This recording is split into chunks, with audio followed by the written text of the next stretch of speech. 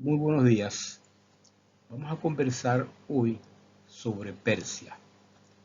Vamos a mantener la mente abierta para darnos cuenta de que el mundo es muy pequeño. Persia fue el primer gran imperio que se conoce en la historia. Abarcaba muchos países: Armenia, Asia Menor, que viene siendo hoy Turquía, Babilonia, Fenicia, lo que es hoy en día Irán, llegaba hasta Egipto, Pakistán. Todo esto depende de las guerras donde el territorio aumentaba o disminuía.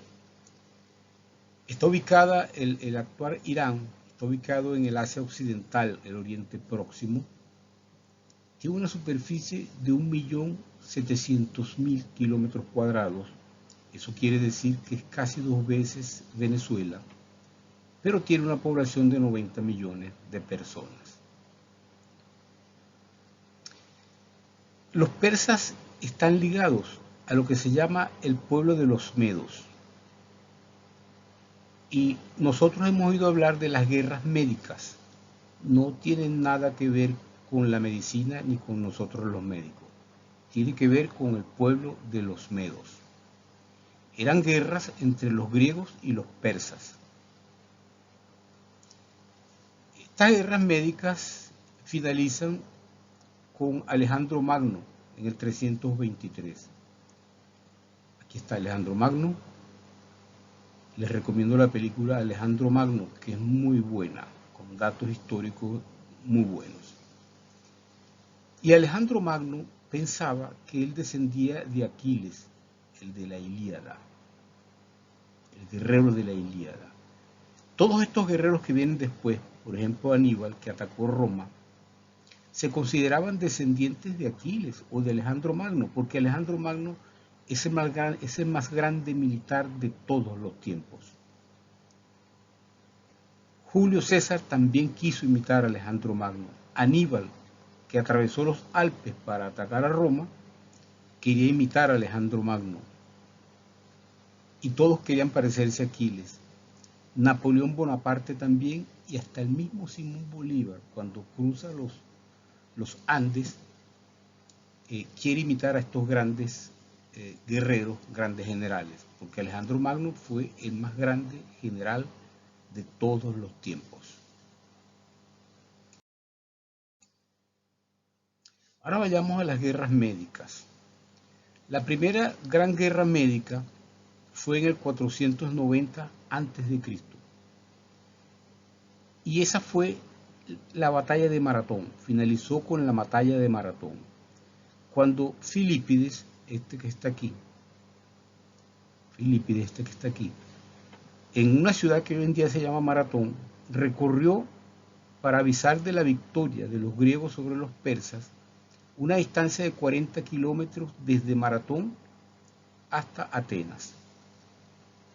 Entonces, esta distancia ha pasado a la historia para dar paso a una competencia olímpica que se llama también maratón, que son más o menos 42 kilómetros. Pero la que recorrió Filipides fue de 40 kilómetros y se dice que cuando llegó y avisó sobre el triunfo de los griegos sobre los persas, y para avisar no solamente eso, sino también de que los persas podían atacar por otro lado, inmediatamente murió porque corrió muy rápido esos 40 kilómetros. La otra batalla, la segunda guerra médica, tiene que ver con las Termópilas. Hay una película que se llama 300, que también se la recomiendo que ustedes la vean, porque allí Leónidas, que era el griego que estaba defendiendo su patria, fue el héroe, el gran héroe. Aquí está una estatua de Leónidas, y este soy yo, que llegué 2500 años más tarde para evitar que me dieran con una flecha. De Persia nos vienen todos estos grandes relatos, las mil y una noches. Son relatos que leemos en la infancia, que vemos después películas, que vemos después las comiquitas y que los leemos de toda la vida. Aquí tenemos a Simbad el marino, Ali Baba y los 40 ladrones, Aladino y su lámpara maravillosa con los genios, pero también las alfombras voladoras nos vienen de Persia. La religión de este pueblo, y que todavía existe esta religión, se llama zoroastrismo. Zoroastrismo. Unos dicen que son 15 siglos antes de Cristo. Y si nos ponemos a ver, la Biblia empezó a escribirse 7 siglos antes de Cristo, es decir, que es más vieja. A partir de esta religión se copian todas las demás religiones. La inventó Zaratustra, este que está aquí. Y es una religión dual, bien, mal, oscuro, claridad, día, noche. Esta dualidad se va a transmitir a todas las religiones. De allí nos viene Magi, mago, porque los 3 reyes magos vienen de allá. Esta es una palabra persa y que nos viene de Persia. Nos viene la palabra sátrapa, que eran los gobernadores de aquella época, pero que hoy en día tiene otro significado. Se refiere a un gobernante que oprime a su población. Fulano de tal es un sátrapa. Nos vienen hasta nombres de allá de Persia. Ciro, que quiere decir iluminado. ¿Por qué existió un rey? Ciro el Grande. Darío, que quiere decir el bien, nos viene de allá. También nos vienen los ángeles. Ellos inventaron los ángeles.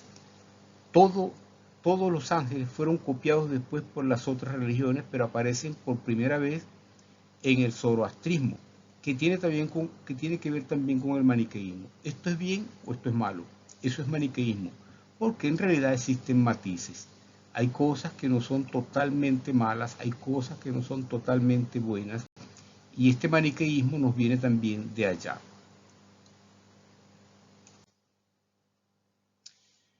El zoroastrismo es una religión muy importante por muchas razones. La religión de nosotros viene del zoroastrismo. Ellos practicaban el enoteísmo.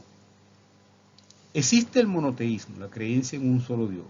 Existe el politeísmo, la creencia en muchos dioses. Y existe el enoteísmo. Yo tengo mi Dios y tú tienes tus dioses. Yo acepto que tú tienes tus dioses, pero yo también tengo el mío.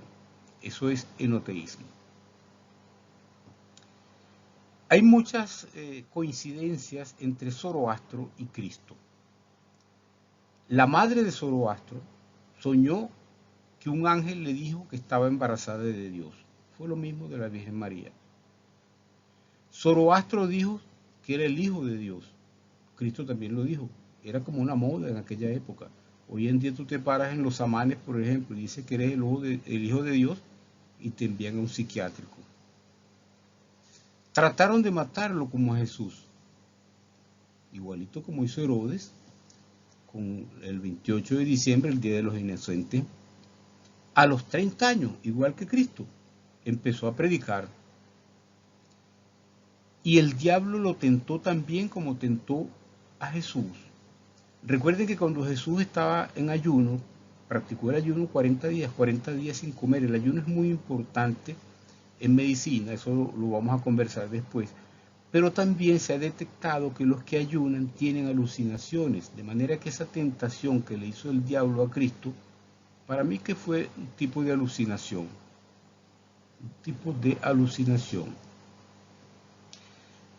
En esta religión aparece el Dios y aparece el diablo, de manera que las cosas malas que suceden en nuestras vidas, bueno, se lo achacamos al diablo. Ellos inventaron el infierno, inventaron el purgatorio como un espacio para purgar todos los pecados, y todo esto se va a transmitir a través de los hebreos que tomaron estas ideas en el Viejo Testamento, pasan a nosotros al Nuevo Testamento, y esa es la religión de nosotros. Pero esta es la religión del fuego. El fuego tiene un poder sagrado, y este fuego después se va a practicar en las otras religiones a través del encendido de una sencilla vela.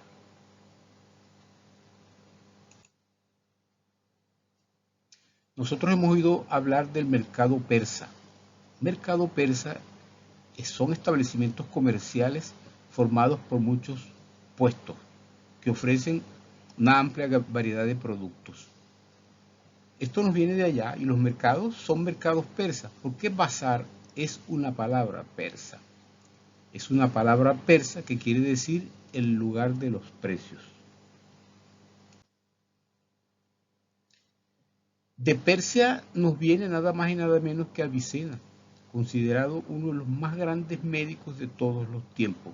Es prácticamente el Hipócrates de Oriente. Y Avicena dijo estas cosas: la medicina es el arte de conservar y eventualmente de curar las enfermedades que se presentan en el cuerpo. El vino es amigo del sabio y enemigo del borracho. Una persona normal se toma unas copas de vino para conversar, para alegrarse, y el borracho para pelear.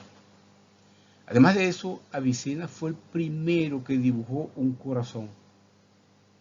El primer dibujo, tratando de dividir las cámaras del corazón, la hizo Avicena. También nos viene de Persia Racés. Este es un médico muy importante que descubrió que echándole un poquito de agua al polvo de sulfato de calcio deshidratado, se producía un material sólido. Inventó el yeso.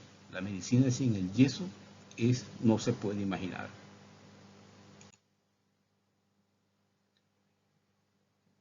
Utilizaron las torres del silencio. Las torres del silencio eran torres muy especiales para colocar los cadáveres porque por razones religiosas no los podían enterrar.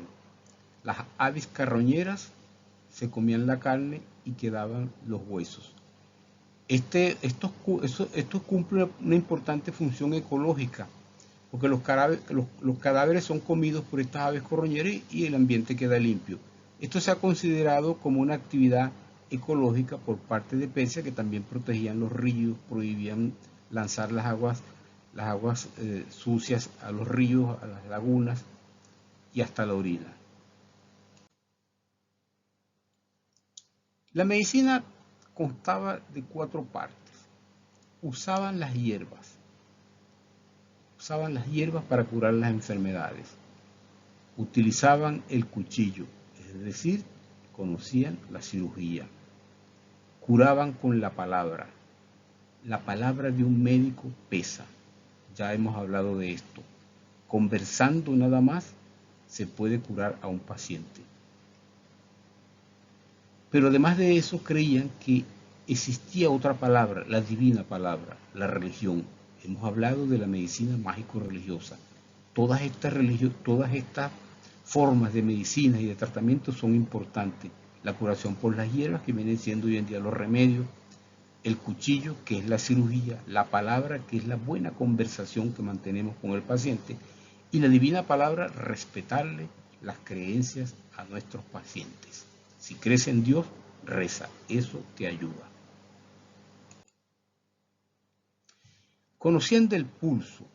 Aparentemente es una nimiedad, pero si conocían del pulso, por sus alteraciones, podían detectar enfermedades.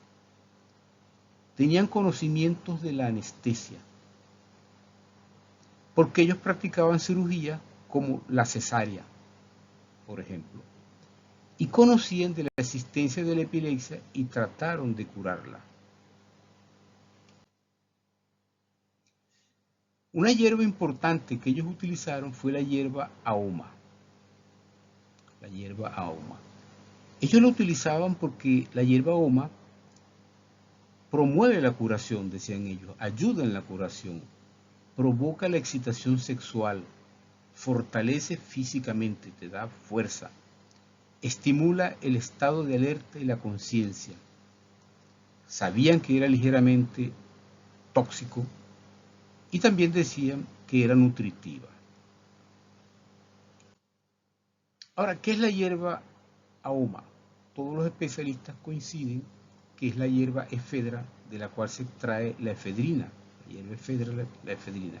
Esta hierba está contenida, o la efedrina está contenida en todos esos preparados anticatarrales, los que utilizamos para cuando tenemos rinitis. ¿Por qué? Porque la efedrina es adrenérgico, es decir, actúa como la adrenalina. y la adrenalina nos pone más alerta. Es un alcaloide que actúa sobre el sistema nervioso. Y la adrenalina aumenta la tensión arterial, nos pone más alerta, de manera que puede utilizarse cuando hay hipotensión. Además de eso, es un broncodilatador. Cuando hay asma bronquial, los bronquios están en espasmo, están apretados, están cerrados, y con el uso de la efedrina se abren y la persona empieza a respirar mejor y el ataque de asma pasa. Cuando hay congestión nasal, nuestros vasos sanguíneos están, como se dice, dilatados, flojos, y por eso tenemos rinitis y por eso no respiramos bien por la nariz. En cambio, la efedrina es broncodilatador, inmediatamente es vasopresor, inmediatamente aprieta los vasos y empezamos a respirar mejor. Como ya dijimos, un alcaloide que actúa sobre el sistema nervioso se puede utilizar como antidepresivo. También actúa sobre una sustancia que se llama histamina, que es la sustancia que provoca ciertos estados de alergia, como la urticaria que sale en la piel, ¿verdad? Y al utilizarse, entonces actúa como un antialérgico. Muchas gracias. Hasta la próxima.